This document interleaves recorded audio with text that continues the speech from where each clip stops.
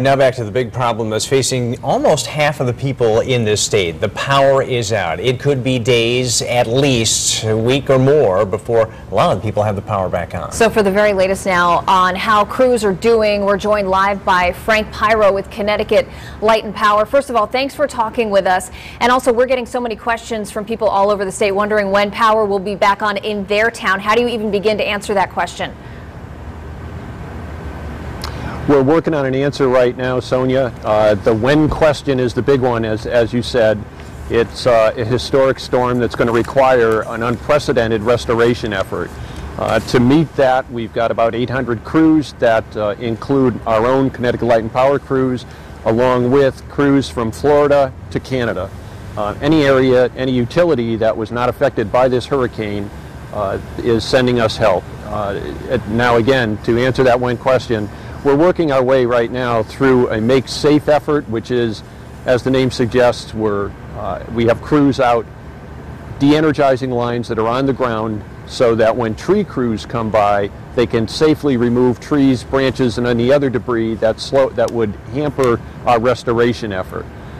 We expect to have a fairly accurate sense of what we're going to have to put into this restoration probably by this time tomorrow. In other words, we've been working through to make roads safe, to clear debris, and to make lines safe. And so the process is, and we understand you're taking a look at it, kind of evaluating, I guess, in essence, how bad this is. When you have that estimate tomorrow, will it be broken down by communities? Will certain communities know where they stand in the line here, or will it be a more general, this is when folks may start coming back on?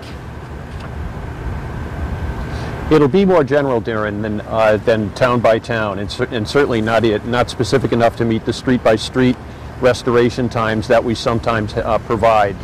What we will know is just how many man-hours it will take, how many poles will have to be replaced, how many wires, how many feet, or actually how many miles of wire it's going to take in order to bring all the customers in the 149 towns that are affected by this storm back up and energized.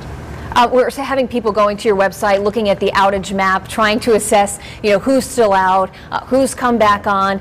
Can you give us a general sense of where you're focusing first in terms of what areas of the state? We're focusing throughout the state. We've got crews that are spread out in just about every single town throughout the state of Connecticut that are either de-energizing lines or removing tree branches and entire trunks to make it possible for our crews to at least make it into the area to conduct a restoration. Now, Frank, listen, we understand, everybody understands this is a big, daunting job. Help me with the math here. CL&P came out this afternoon and said they have already turned back on 200,000 customers. At the height of the storm, there were 672,000 out, and 570,000 are still out. That doesn't seem to add up to me. Can you explain that? Sure. The math is the 671,000 number was a point in time. It was a snapshot in time, and it was at 9 p.m. last night when our outages at any one time reached the highest point we've ever seen them reach. And that was 671,000. We've been restoring customers since Saturday afternoon when the effects of the storm first started coming ashore in Connecticut. And since Saturday afternoon, we've restored approximately 210,000 customers. So it's an ongoing battle. As we restore, naturally the full effects of the storm will be felt. We had additional outages, and now we think we're bringing that number down. So we're getting into a net reduction in the number of customers that are being affected by outages right now.